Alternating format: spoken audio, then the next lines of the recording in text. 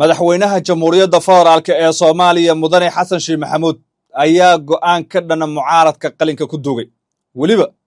ma jiri doonto mucaarad maalin walba warbaahinta soo taagan oo ka hadlaya oo leh Xasan Sheikh waa caynka kan horuu madaxweyne Xasan Sheikh Maxamuud u yiri micna ma sameynayso Xasan waa dheer yahay waa gaaban yahay waa tuug dhul dhacay micna ma sameynayso madaxweyne Xasan Sheikh Maxamuud 2021 wixii xaq u arkayay maanta wuxuu u arkayaa gebigooda wax baadil laakiin madaxweyne maxamed cabdilaahi farmaajo ninka taageerayaashiisa ay ugu yeeraan xabiibul malaayiin ayaa dhagta dhiig u daray ninka la yiraahdo Xasan Sheikh farmaajo wuxuu qaaday tallaabo lagu tilmaamay mid geesinimo leh waxaana uu sheegay 15 May waxa dhacaya inay dadka u dhag lahaadaan dadka dawladda xilka ku haya ee dadka ku dacaayadeynaya waxaad u malaynaysaa in ay markaasi shaqo u tahayba ama ay aflagaadada shaqo ka dhigteen oo aysan aqoon wax kale oo shaqo ah garab istaagga bajaajleydu iyo gaadiidleyda muwaadiniinta Soomaaliyeed waa mid muhiim ah ayuu yiri madaxweyne farmaajo ogowna farmaajo xalay warqad uu soo saaray oo ku taageerayo shacabka Soomaaliyeed isaga oo dhahay dawladda waa inay u dhimrisaa dadka Soomaaliyeed ee abaaruhu ay hayaan ee gaajaysan sidoo kale madaxweyne maxamed cabdilaahi farmaajo maanta salaadii jimcaha wuxuu la oogay boqolaal shacab isaga oo hadal dareen leh dadkaas hortooda ka yiri farmaajo markan waxaa la leeyahay isback ninka odaga ahaa waa soo laabtay muddooyinkii ugu dambeeyay waxaa ninkan dhibaato ku hayay baa la yiri ama sumcad dil ku waday dad isaga hore ula soo shaqeeyay oo fadeexadihiisa ka shaqeynaya laakiin qoraalkii xalay uu soo saaray ayaa dad badan soo jiitay waxaan wuxuu yiri aad u cambaareynaya tacadiyada iyo xariga loo geystay gaadiidleyda bajaajta magaalada Muqdisho garabkooda ayaanan taaganahay ayuu Saacad u yiri farmaajo haddaba farmaajo doodiisa iyo madaxweyne Xasan Sheikh Maxamuud waxa uu rabo midda maangal adiga ahaan ma farmaajo kula saxan mise Xasan Sheikh farmaajo wuxuu 2021 sameeyay ee lagu dhaleecinay xasanaaba ka daray laba laabkoodu sameynaya mana muuqato cid sidii farmaajo shalay loo ataagay ama loo weeraray u weerarayso haddaba xagee bay wax ka socdaan bahashu ma indha qabyaaladeysan baa lagu eegayaa mise si Soomaalinimo farmaajo shakhsi ahaan waa nin noocee aragtada qayd faalada noogu reeb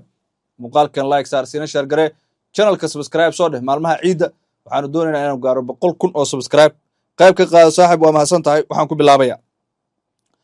madaxweynaha jamhuuriyadda federaalk ee Soomaaliya mudane Xasan Sheikh Maxamuud ayaa bilaabay qorshe caburina oo mucaaradkiisa uu cagta ka hoos gelinayo isla markaana uu cadaadinayo saraakiisha booliiska iyo kuwa militariga macallimada iyo rag kale ee la midka waxay bilaabeen inay beegsadaan qofka hadla xataa maama caana gadays hadayta xabsiga la dhigaya bajaajlaha duuya la xiriya siyaasi hubeysan oo reerkiisa laga baqayo mooye inta kale saxafiyiin bajaajley kuwa canshuur ka cabanaya miskiina miska la fuulay hadii ay maqli jirto intaas oo dhanba dhamaantood xabsiga la dhigaya ma jirto cid dhageysanaysa cabashadooda waxa ay qabaan maqlayso bajaajleyda maalintii waxay isku dayeen inay dibad baxaan isgoyska Taleex iyo lambar 4 ilaa madaxtooyada ay si nabada ugu banaan baxayaan laakiin askar loo soo diray intii hogaaminaysa dhana la xir 4 ilaa 5 dhalinyaro Sacdiya Bajaaj Saanmiya Cabdi Dheer iyo rag kale oo lamida ayaa dhamaantood xabsiyada ku baraya habeenkii 2 3 ilaa 4 qaarkood tarina waxa lagu macneeyay inay tahay arag maqal afkana xiro waxa aad u jeed waa arkaysaa waana maqlaysaa laakiin afka xiraysaa kama hadli kartid macna sidaa ay maraysaa booliisku waxa loo jeedinayaa eedayn marka madaxweyne farmaajo qoraal uu soo saaray uu dadkan ku garab istaagayo oo waliba qoraal aad u kulul ah oo dadka si diiran ay u soo dhaweeyeen waliba qaybtiisa aragtida dad 4,000 oo qof kor u dhaafay ayaa comments ka bixiyay oo si weyn madaxweynaha markaasi hadalkiisa ula dhacsan waxaan si adag u cambaareynaya buu yiri tacadiyada iyo xariga loo geystay gaadiidleyda bajaajta magaalada Muqdisho xilli ay si nabada banaanbax u dhigayeen cabashooda ku aadan sixir bararka iyo duruufaha nololeed ee ay la halgamayaan ayuu qoraalkiisa ku yiri madaxweyne hore maxamed cabdilaahi farmaajo ay taageerayaashiisa ugu yeeraan xabiibul malaayiin dhalinyarada Soomaaliyeed ee aaminay dalkooda kuna shaqeynaya duruufaha arag waxa ay mudan yihiin garab istaag iyo in laga dulqaado culeysyada iyo canshuuraha ayuu Saacad u yiri madaxweyne maxamed cabdilaahi farmaajo oo qoraal markaasi soo saaray madaxweyne farmaajo wuxuu kaloo intaasi ku daray in khasab ay tahay in dhalinyarada loo dhaga nuglaado dadka dalkooda aaminay bixinaya canshuuraha ma aha buu yiri in la dhibaateeyo madaxweyne farmaajo dabcan sida uu markaasi hadalka u dhigay sidoo kale dowladda ayuu ugu baaqay in si degdega loo sii daayo dhallinyarada u istaagtay xuquuqdooda aasaasiga ah taas oo damaanad qaadaya dastuurka iyo shuruucda kale ee dalka u yaala annaga oo ku dhiirigelinayna buu yidhi dhallinyarada soomaaliyeed inaysan ka niyad jabin hamigooda iyo aaminaada dalkooda wuxuu yidhi dadka dalkooda aaminay ee shaqaysanaya ee canshuurta bixinaya ma aha buu yidhi in dalkooda la nacsiyo farmaajo wuxuu ku hadlay baa la yidhi hadal gobonnimo leh oo dadka soomaaliyeed ay si weyn u taageereen commentigaa la isugu daatay kuwa taageersan farmaajo iyo kuwa kasoo horjeeda dalka hogaamiye kaagama dambeyn hogaamiye kooxeed madaxtooyadaas laga wada biilo ayaa kaa dambeeyey habeen iyo maalin isgoyska taleex ayay inoo sawirayaan xamar way dhisantay ayay nagu hayaan laakiin waa been ayuu yidhi maxamed cabdi ciise nin lagu magacaabo oo ka mid ah dhallinyarada markaasi ka dhiibtay aragtidooda ama fakarkooda bilyandhaan haweeney lagu magacaabaa tiri majnuunkan goormee dareen bulsho soo xasuusta ama dareen bulsho soo xasuusta ayay tiri dabcan dhinaca xasan ayay la haystaa gabadhaasi aad ayaa la isugu kala baxay laakiin waxaa ku badnaa halkan taageerayaasha madaxweyne maxamed cabdullaahi farmaajo oo markaasi madaxweynaha u yaqaana iyaga xabiibulmalaayiin si kastaba sideebaad u aragtaa tallaabooyinka ay dowladda qaadayso xarigga cagajuglaynta hanjabaadda caburinta iyo waxa lagu eedaynay oo dabcan dadkii la xidhay ay leeyihiin sidaa weye sidoo kale aragtidaada kale ee ku aadan hadalka madaxweyne farmaajo waagiisi asagu laftirkiisa waxaa lagu eedayn jiray in uu markaasi waxa uu hadda xasan isagu ku eedaynayo lagu eedayn jiray laakiin hadda waxaa muuqanaysa wax ka bedelan wixii oo dhan warka farmaajo sidee oo aragtaa iyo tallaabooyinka dowladda aragtaada noo reeb muuqaalka like saar siina sheer garee waa mahadsan tahay saaxib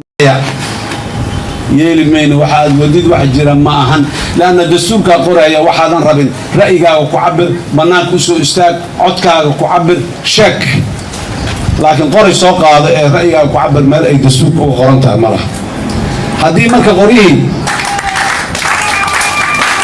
marka qoryihii aan dhaafnay iyo dilkii iyo barakacii iyo isbaabi'intii haddana afkii ajuuqdii gabay miya ma aamusayna haddana si guryaheena dhex fadhiisanayna waa hadlaynaa dariiqaan soo istaagaynaa waxaan diidanahay waa diidana aan leenahay wixii aan taageerayna waa taageersanna aan leenahay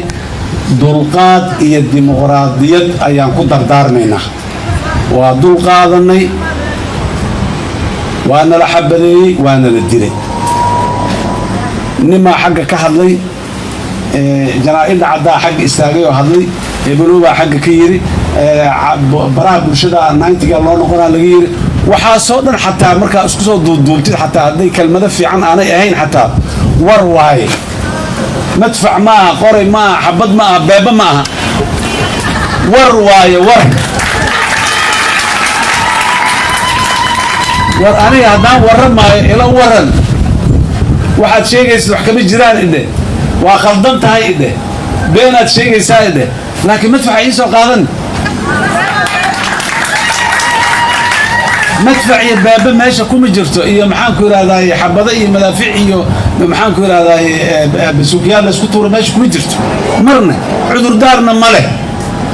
haddane lagama react garaynin lagama ridi ficli lagama samayno waa laga dulqaatay waxaa la yidhahaya waddadaas muu aaday haa annagana maya waddadeena aan joogno muxuu yidhi wiilal ilaala ah oo ayaga ilaalinayo oo qoryo wataa la socda soo ma ahaa waa soo reebaynaa ayagana waa soo reebaynaa laakiin mas-uuliyadda amniga adiga qaadaya aniga qoryahan waxaa igu kalifay iyo wiilasha ilaalada mas-uuliyaddii amniga adiga aad ka soo bixi weyday hogaankaaga uu ka soo bixi waayo hadda anaa ka soo baxaya soo ma lihid haa anigana waa qoryihii meelaan soo dhigtay markaa adaan dowladdu bannaanbaxa doorka aan ku heshin dadka soomaaliyeed ee walaalaha waxaan rabaa inay u caddaato heshiiska dowladda waxaan ku galnay bannaanbaxinnii baaqday inaan qabsadno iyaguna ay amniga ilaaliyaan argagixisaa joogto kuwa fowdwadayaal ahaa joogo kuwa dadka la soo dirayaanaa joogo amniga inay ilaaliyaan oo dadkaas muwaadiniintaa ee bannaanbaxaya ee waddada soo istaagay amnigooda inay ayaga mas-uulka yihiin oo dastuurka ayadana ku qoran oy is-ilowsiinayeen ayaan dib u xasuusinay waana aqbaleen oo waa maqlayseen bobliga xalay markaan heshiiskaas gaarnay oo aan ku ballanay maalinta khamiista ah aan isku soo noqonno wixii dhiman aan dhammaystirno madaxweynaha warkaad aragteen oo wiiftada loo bixiyo kusoo daba tuuray wiifto kusoo daba tuuray wiifto waa xabadda iska tuuray oo meelna aan ujeeddo iyo hadaf iyo aan lahayn moogtahay warka xalay warkaas wiiftada oo kasoo daba tuuray muxuu kasoo daba tuuray maalintii khamiista ahayd ee aan ballannay inaan wixii dhinnaay dhammaystirno yidhi shidaa la qabana sharciyad oo shirku isugu yeeray madaxweynuhu waqtigiina waa ka dhammaaday murashaxan ahay markuu oo la soo istaagine ma lahan muxuu ahaay magaciisi meelaan ku iri ma jirto iyo waxbaa laga sheegaya laakiin waa taqaaniin hadda ka horna waa sheegnay madaxweynaha waxaan dhahnay sidii ruuxaantii dadka ka dhaxadlaaya asiga ma hadlo marka murashax inuu yahay waxaan malaynaa dadka Soomaaliyeed oo dhammaan ku qanacsan meel kasta ay joogaan waqtigii oo ka dhammaaday iyo murashaxnimadiisa xaq uma lahan inuu talada doorashooyinka iyo talada amniga iyo waxaan oo dhan inuu sii wada xaq uma laha isaga gaarsiin xataa ma noqon karo xil gaarsiin xataa ma noqon karo dastuurkana meelay uga taallo iyo magacaas madaxweyne xil gaarsiin ama jirto xukuumad xil gaarsiin waa la maqlay waa la arkaa baarlamaan xil gaarsiin waa la arkaa waa la maqlay laakiin madaxweyne xil gaarsiin ah luqadaas xataa luqad jirto oo maxaan ku yiraahdaa la yaqaan ma ah madaxweynaha xukuumaddu dalku leeyahay xil gaarsiin ah ayadaan la fariisanay ayadaan la hadalnay ayadaan la heshiinay ayadaan annaga uga fadhinaa asaguna carqalad u taagan yahay waana arkaysaan waana maqlaysaan inuu carqalad u taagan yahay waxaan rabnaa wixii aan ku heshiinay sidii aan u heshiinay inay ahaadaan guddiyadii aan magacaabnay inay shaqeeyaan oo ahaa muxuu ahay dhammaystirka qabanqaabada muxuu ahay baarlamaanka oo doorarkeenu ay kala cad yihiin qabanqaabada waxaan leeyahay muxuu ahay bannaanbaxa oo doorarkeenu ay kala cad yihiin annaguna aan bannaanbaxa leenahay iyo dadka imaanayo iyo oraahda laga dhahayo iyo cidda meesha ka hadlayso iyo ajandaha aan leenahay dowladduna ay amniga leedahay islama lihin dad dowladdu leedahay meeshaasi ay ayadu keensatay ama soo abaabusho ma jiraan haddii la arkana carqaladayntii ay ka mid tahay waa la arki karaa laakiin carqaladayntii ka mid tahay ogaada haddaad aragtaan dad maxaan ku yidhahdaa dowladdii ay ka socdo hoosta laga soo diray wiifta kale hadday noo timaado bannaan baxsan marka xaajadu waa sidaas muxuu ahay bannaanbixi waa dhacayaa waxaan rabaa inaad ogaataan keliya oo aad saasna u fasirataan bannaanbaxa kii baaqday 19 waaye duruufihii bannaanbaxa 19 baaji oo annaga dulmi inay nagu yihiin aan dareemaynay ayaan ogolaanay inaan ka xaajoonno dulqaadka ay ka mid tahay hogaamiyenimada iyo mas-uuliyadda xambaaristeeda ay ka mid tahay inaan ka xaajoonno wax aan xaq naloogu lahayn inaan ka xaajoonno ayaan ogolaanay inaan ka xaajoonno heshiisaan ka galnay tanasulaan ka samaynay badan oo hadda in lasii sheego maadaama hadafkiiba muxuu ah layska gartay waddadii lasoo maray iyo dadka qaarkiis waxay ku hadaaqeen ama ku hadleen iyo inaan hadda dib aan u sii raacno xigmad weyn ku jirto ma laha nimanka meeshaas yimid annaga waa wada hadalnay waa heshiinay ra-iisul wasaaraha madax u ahaa oo ilaa xaddi maxaan ku yidhahdaa aan leeyahay ra-iisul wasaare arrintaas macquulow ka ahay waa ka furnay waana ka hadlayay laakiin haddee wixii ka dhacay wixii ka daba yeeri waa maqlaysa annaga wax nagama daba yeeri wixii aan ballan qaadnaan ku taagannahay wixii heshiisoon aqbalnaan ogolsannahay wixii nalaga qanciyaan ka qanacnaan inaan ka harno ogolnahay waa soconnaa haddii aan la yidhaahdo arrinta bannaanbaxu marka waa sidaas waxaan rabaa waa xaq dastuuri